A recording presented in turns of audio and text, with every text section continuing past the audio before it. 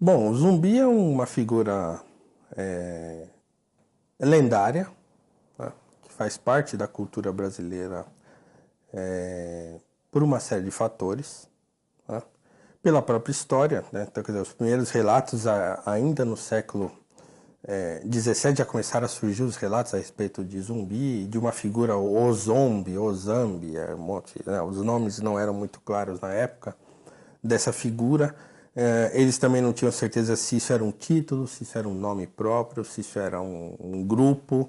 Mas enfim, esse nome surge então desse ajuntamento ali de quilombos que formou a Palmares.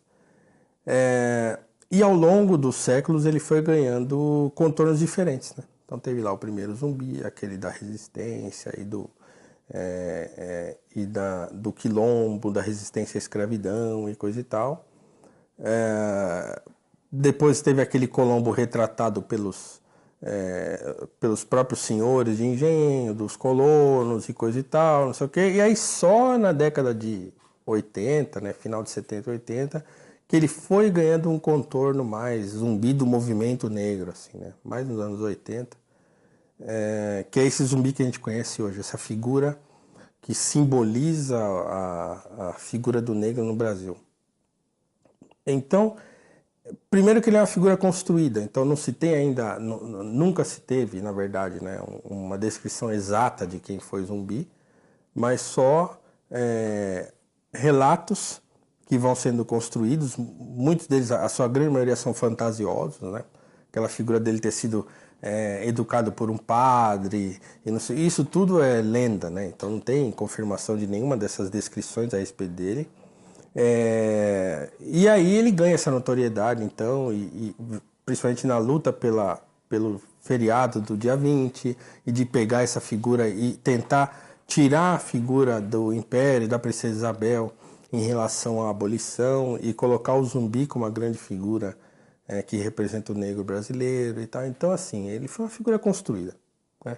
E desse ponto de vista, como eu vejo as coisas, ele é uma figura que não... ele não me diz muita coisa, assim, como um expoente da negritude brasileira e tal. Quem foi Zumbi? Foi um homem que criou ou ajudou a formar um núcleo de resistência à escravidão, mas que, segundo consta, também tinha lá um sistema escravista na própria Palmares.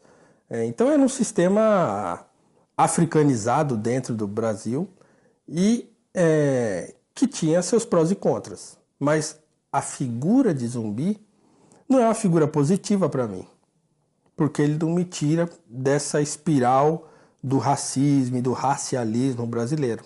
Ele me mantém numa situação de tensão em relação à sociedade, que é a figura do quilombo, é uma figura de tensão em relação à sociedade. Então, quer dizer, é uma república, digamos assim, como disse o Rocha Pita, né? Uma república platônica sem Platão, né? Dentro do Brasil, mas que está em tensão com o restante da sociedade. O que isso me adianta? Né? O que isso adianta para mim?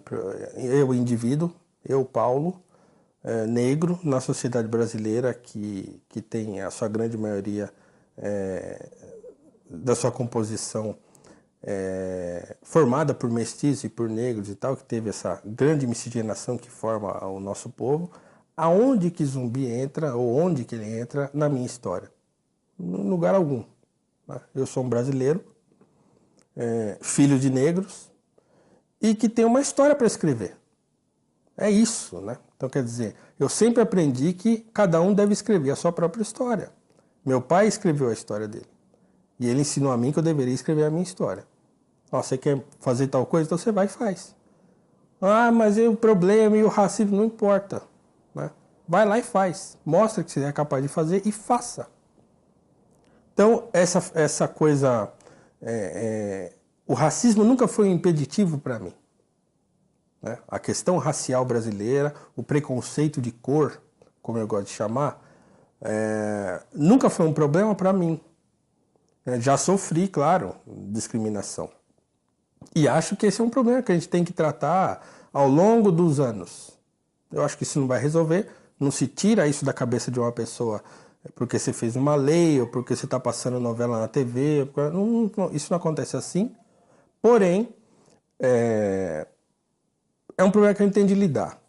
Mas ele não tem de ser tratado como se fosse um grande escândalo, né, quando ele faz parte da formação do país, né?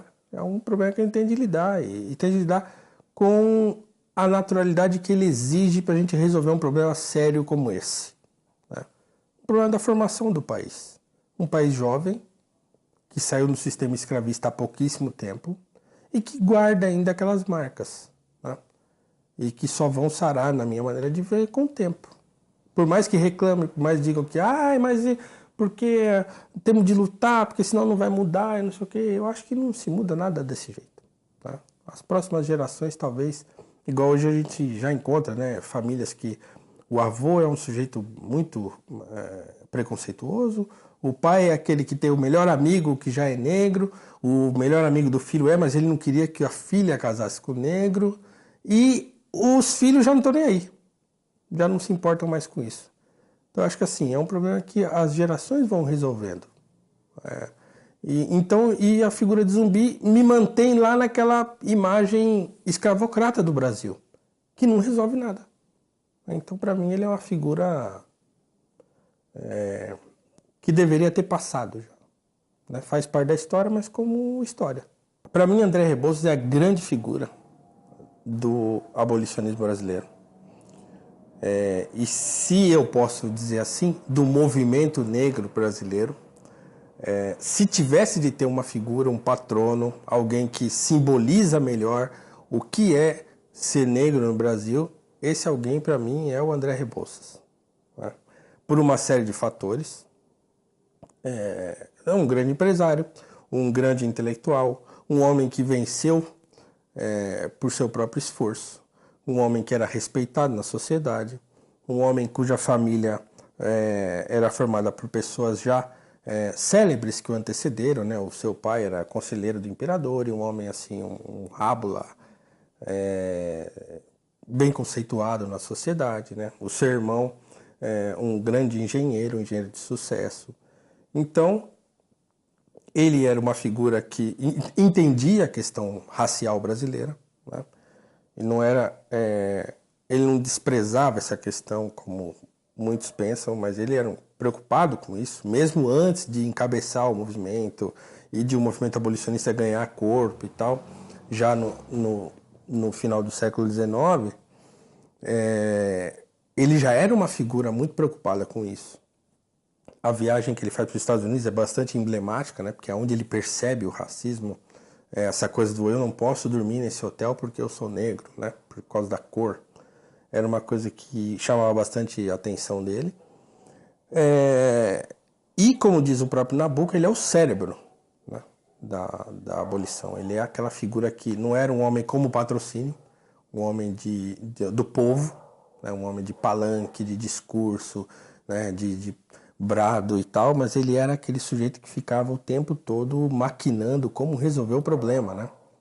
Que escreve um livro sobre reforma agrária, né? No sentido de como a gente vai distribuir as terras, como a gente vai ajudar os ex-escravos a terem o seu poder plantar, a poder, né, formar aí o seu capital e tal, que foi um liberal do ponto de vista econômico, que defendeu o liberalismo.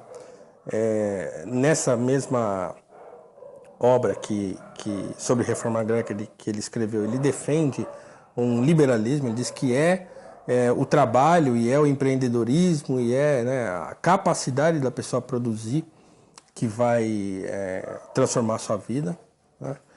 E era muito admirado pela família imperial, né?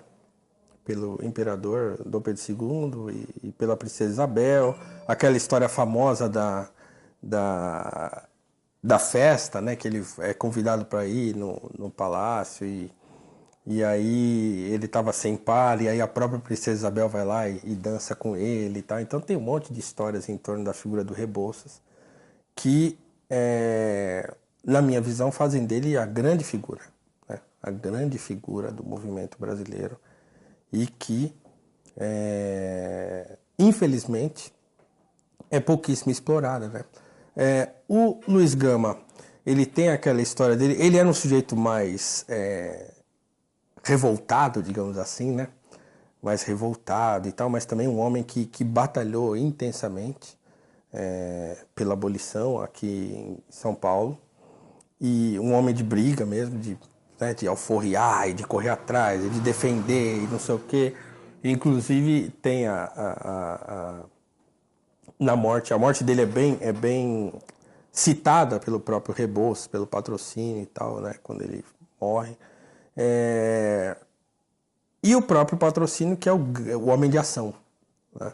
É aquele fulano que não para um minuto, que divide a sua vida entre a boemia e a redação do jornal, né? E que está sempre ligado no 220, né? Está sempre ligado e sempre falando, e sempre escrevendo, e sempre dando discurso e tal.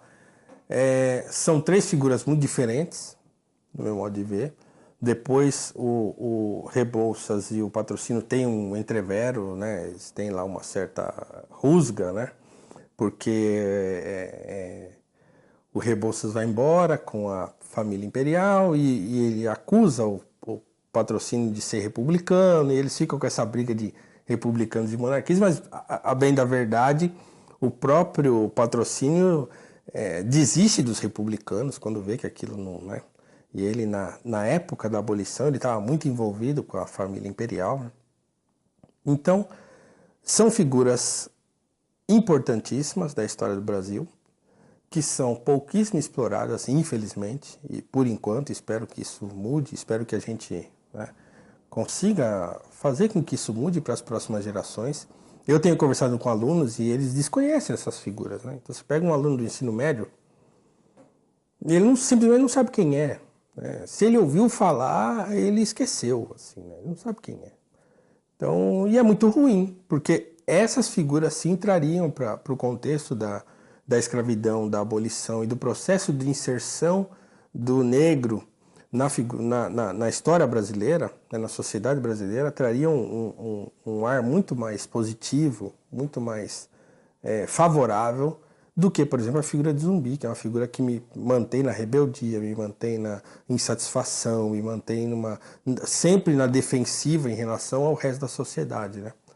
Então acho que o Patrocínio, Rebouças e o Luiz Gama são figuras que deveriam ser melhor exploradas no Brasil, e faço voto que sejam, né, no futuro próximo.